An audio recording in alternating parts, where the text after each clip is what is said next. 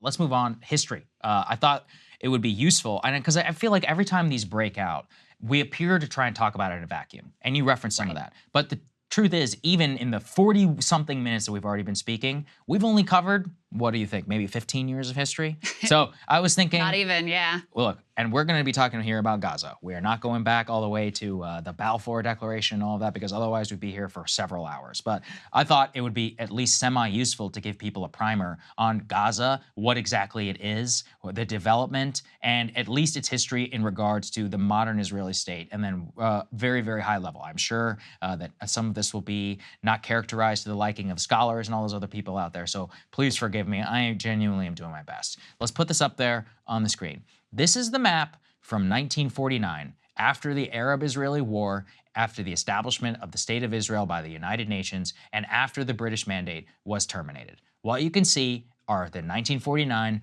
armistice lines. Gaza was under Egyptian occupation after the Arab-Israeli War. Critically, it remained under Egyptian occupation and Egyptian administration, along with some United Nations, councils and other things, effectively until the 1967 war. Let's go ahead and put that up there, please, on the screen.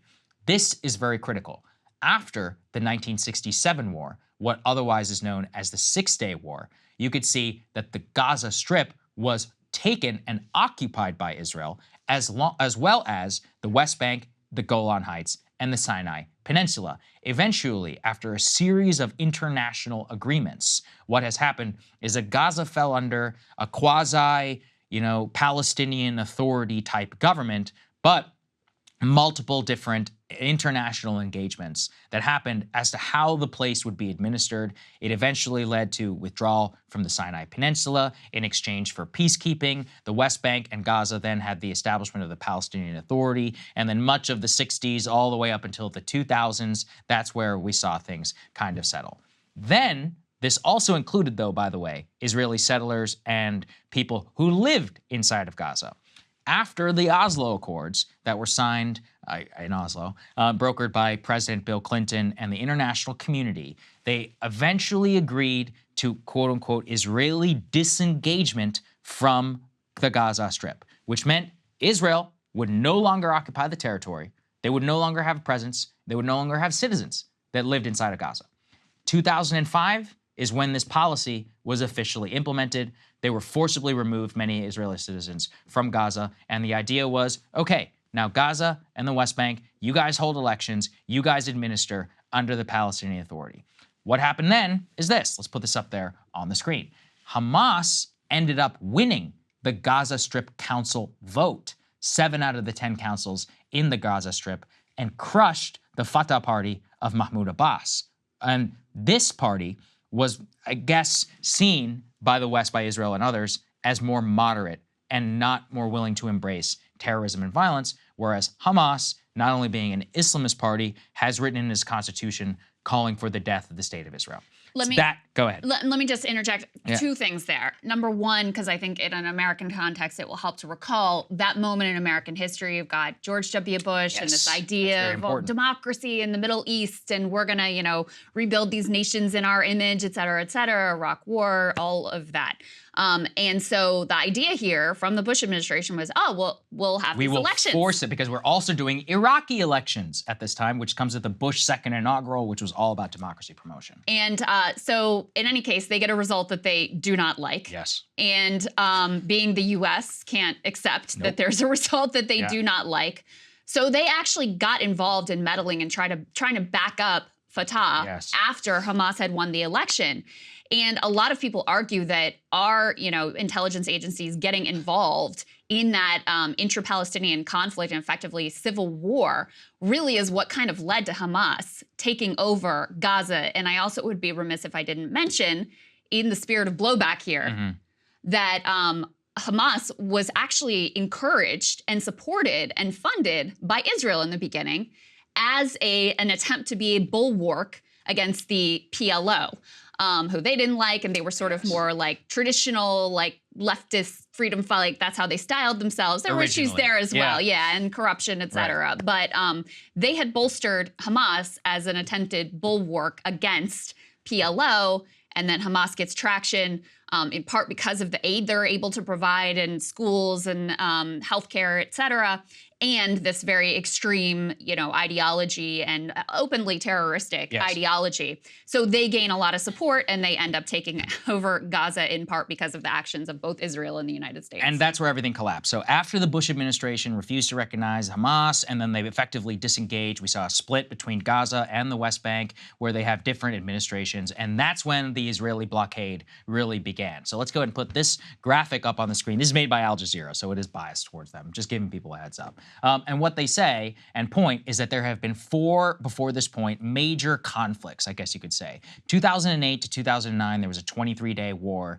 with Hamas, eventually ended in kind of a ceasefire. 2012, there was 8 days. 2014 was probably the most significant one before what's happening right now, a 50-day long war. Again, all of it focused on either violations of ceasefire, in some cases on the Israeli side, and in some cases with the Hamas side.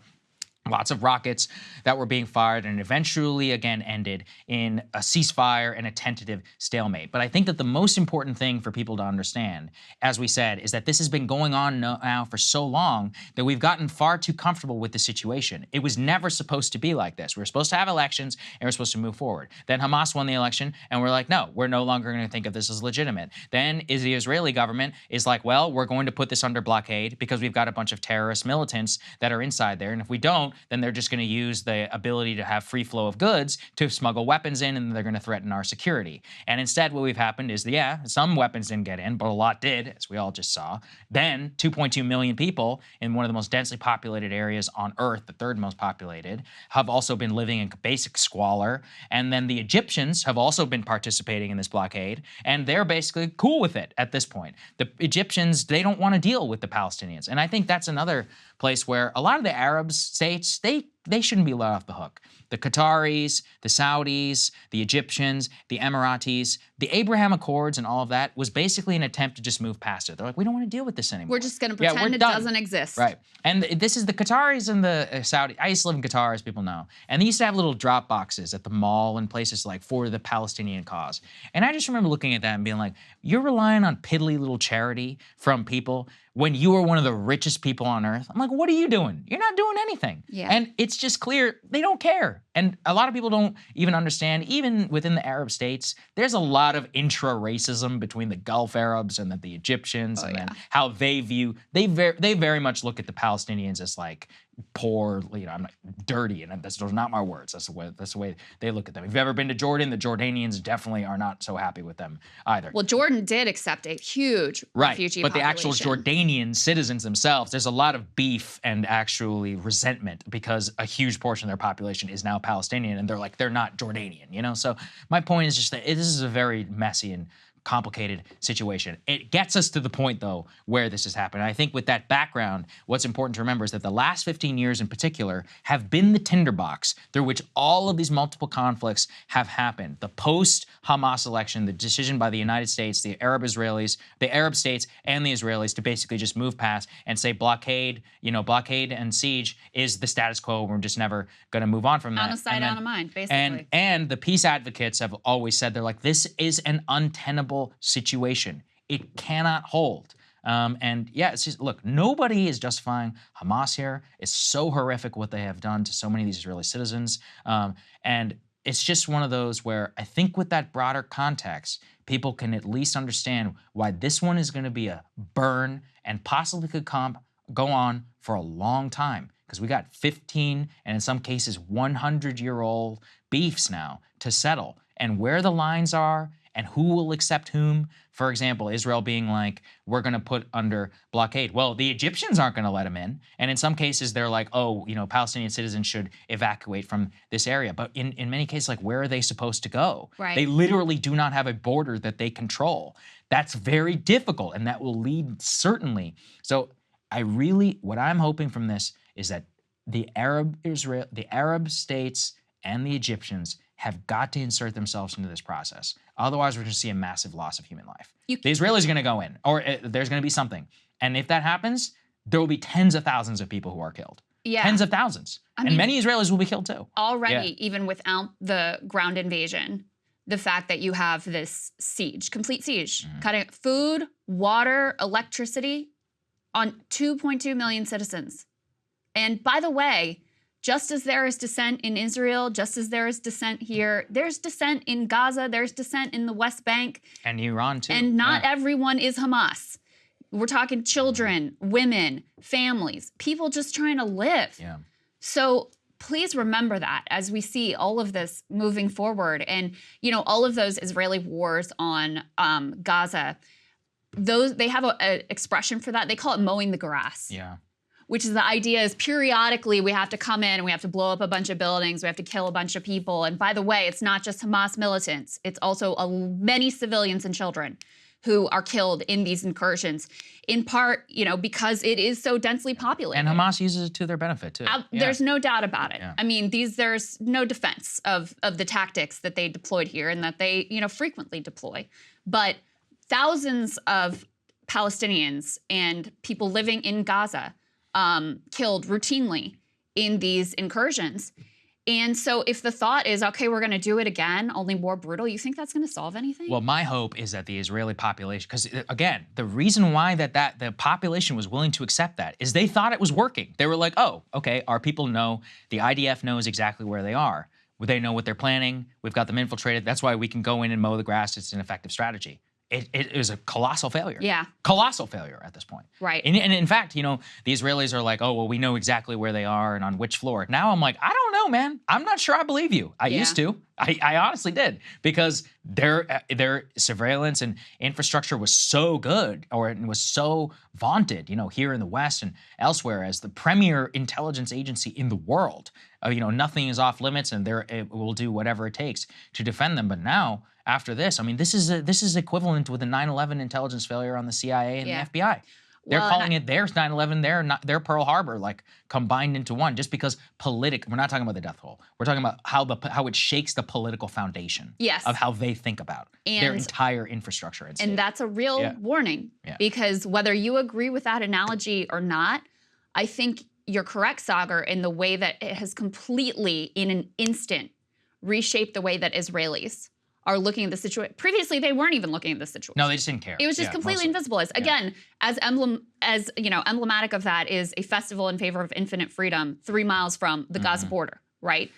And so that's not an option anymore.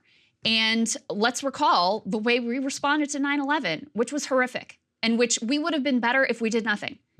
The amount of death and treasure spent, American lives lost, certainly Iraqi lives lost, Afghani lives lost, you know, the decades that we spent in both of those countries, destabilizing the entire region. And by the way, spurring and helping create a lot more terrorism. Unfortunately. Far beyond what we were supposedly fighting and combating in the region. So when you have a real shock to the system like this, it can go in a lot of ugly directions, which will reverberate for years and years to come. The last thing I want to say here, we've got put B5 up on the screen, because oftentimes this is presented, and I get it, like it's news, you're trying to cover what's happening now, et cetera. And so it can feel like, oh, this just came out of nowhere, like this conflict just started 2 days ago. Even in this past year, there have been a lot of warning signs, because there has been real escalating violence. They go through a timeline here from the Washington Post, you know, going back a year ago in January, you had an Israeli military operation in a refugee camp in Jenin, resulted in a shootout, killed 9 Palestinians. The next day, then you have a Palestinian gunman who goes to a synagogue in retaliation, killing 7 people, including children. So you have that. Then in the spring, you had, during the Muslim holy month of Ramadan, Palestinian worshipers at Al-Aqsa Mosque, which is one of the most holy sites in the Muslim religion, barricaded themselves inside the mosque. Israeli police stormed the site in the Old City. They used stun grenades, tear gas, fired sponge-tip bullets, indiscriminately beat Muslim worshipers, including elderly people and women with batons and rifle butts. That's according to the UN Human Rights Office. This has been an increasing point of tension, in part directly because of one of the Netanyahu's cabinet ministers, Ben-Gvir, who has been intentionally provocative with regard to Al-Aqsa and disrupting what has been a long-held status quo there. About a month later, Israel launches surprise airstrikes in Gaza, targeting leaders of Islamic Jihad, another militant organization which sometimes allies with Hamas. Those killed 3 top militants and 10 others, including 4 women and 4 children. You had a summer that included more military raids on the city of Jenin and the refugee camp there. You had more drone strikes actually inside of the West Bank. And significantly, you had increasing violence between Palestinians and Jewish settlers. Yes, that's a big part of it. These settlements are illegal under international law. They're part of the immediate problem here is the fact that these settlements were being protected by the IDF in lieu of protecting, these border towns around Gaza. So there'd been a huge redeployment towards this area. And you had Israeli settlers who were rampaging through Palestinian towns, tons of violence there. And so, it's not like there was nothing going on and it was all peace and quiet. And then this attack comes out of nowhere. And then you add to that the geopolitical situation of this potential deal, Saudi normalization with Israel that obviously they're very unhappy with. And it led to, absolute horror. I also want to say there were some signs here of which the Israelis were ignoring. A good friend of mine, Trey Yingst, I used to cover the White House with him. He's now the Fox News correspondent actually in Israel. He's one of the, I'm telling you, like one of those unbiased people just because he just points the camera and he'll be like, here's what's happening right now at this state. He flagged this actually. He's done multiple interviews with Hamas, with Palestinian Islamic Jihad, and with the IDF. And he flagged this from August of 25th, 2023, almost a month ago, a little bit over a month ago. He says, quote, "We are preparing for all-out war," the deputy head of the political bureau of Hamas. They were doing, so it's not like they weren't. They were doing war games. Yeah, exactly. They were practicing, and this was known. They were practicing raids on Israeli villages. I mean, they were pretending like they were going in. And the IDF and Mossad and Netanyahu, they all thought this was just a feint, that this was just bluster. They also had started, I guess there's, at times, Hamas will prohibit people from protesting at the border fence. They had allowed these protests to restart. This was also just seen as trying to get leverage to get more work permits into Israel. And so, in any case, just an unbelievable failure. And it's so hard to put into words how tragic this situation is. It's very bad. The horror on the Israeli side and the horror on the Palestinian side, and what they're, this complete siege now and attacks on marketplace and mosques and apartment buildings, et cetera, which are also murdering innocent civilians. And what's so difficult about it is it's just so hard to see a way out. No, I don't see at this point. And, we're about to talk to Ken Roth, and I'll bring him in a moment. But I think in the U.S., we continue to hold on to this fiction of like, oh, we're going to get to a two-state solution. Right. Netanyahu has abandoned any pretense that they're working towards a two-state solution. His whole policy has been basically like, no, this is the status quo. We're just going to keep it as is. We're going to have the blockade. We're going to occupy West Bank. We're going to continue to build out these illegal settlements, which in previous agreements they had agreed not to do. Well, they continue to build it out. They've, even within the West Bank, they're like, it's not, you think of that as, oh, it's this one territory. No, it's all divided up to make room for these illegal settlements. There are certain roads you're not even allowed to drive on if you're Palestinian that are built just for the settlers. And so it's made it a real impossibility to actually have a feasible two-state solution. They're not interested in it. I don't think. I mean, that's part of, I think, the reality here is, again, I just want to be 100% clear. Nothing justifies attacks on civilians. Right. Nothing we say here justifies this whatsoever. But if you're looking at it on the Palestinian, they've tried nonviolent. It's not like they haven't tried nonviolent protests and been met with bullets, by the way. BDS, if you support BDS, you're anti-Semite. So that's off the table. They've tried violent resistance before, certainly, too. That hasn't worked either. And it seems like a completely untenable, unsustainable situation that is just going to certainly lead to more pain, chaos, and death moving forward. And it's hard to see a real way out of it. That's what I was going to say. I don't think that it is possible to see any political ceasefire settlement on this until a colossal loss of life is going to happen. And I don't say that because I want it to happen. I just I don't really see a scenario. I mean, think about, post 9/11. It was politically untenable to try and pursue, like, basically nothing. The only thing that was politically tenable was to basically just full-scale war. That's why the American people, even though Saddam Hussein had nothing to do with 9/11, 2 years later were willing to have a massive ground invasion. I would be very much doubt the ability for the Israelis not to have the same domestic thing. Also, although I hope not, given that they have a lot more experience with war. Same on the Palestinian side. You know, at this point, you're locked in, and then all it takes is one actual attack, that, you know, one bomb that goes wrong, a couple hundred civilians are killed, and now that's your justification for fighting, and everything just keeps upping the ante over and over and over and over again. So without the direct intervention of the Arab states, the Egyptians, and the United States, this is almost certain to just go and drag on now for a long time, basically as it has been. It's just and recurring very, cycles very of bad. violence. And also politically, there will be I don't think the Israeli populace at some point, this two-state pollution thing, two-state solution inside of Israel was always complicated in terms of how the ultra-Orthodox and the religious Jews felt about it versus how the secular Israeli Jews. But at this point, the talking point from the right has always been, well, if we give them a state, they're just going to use the state in order to attack us. And now this is the ultimate gift that Hamas has given them.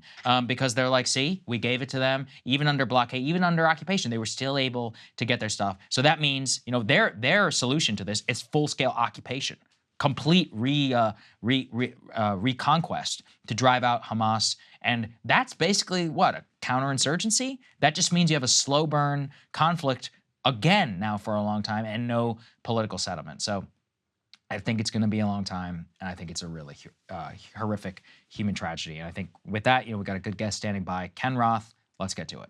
Hey guys, if you like that video, go to breakingpoints.com, become a premium subscriber, and help us build the best independent media organization on the planet. That's right. We're subscriber funded. We're building something new. We want to replace these failing mainstream media organizations. So again, to subscribe, it's breakingpoints.com.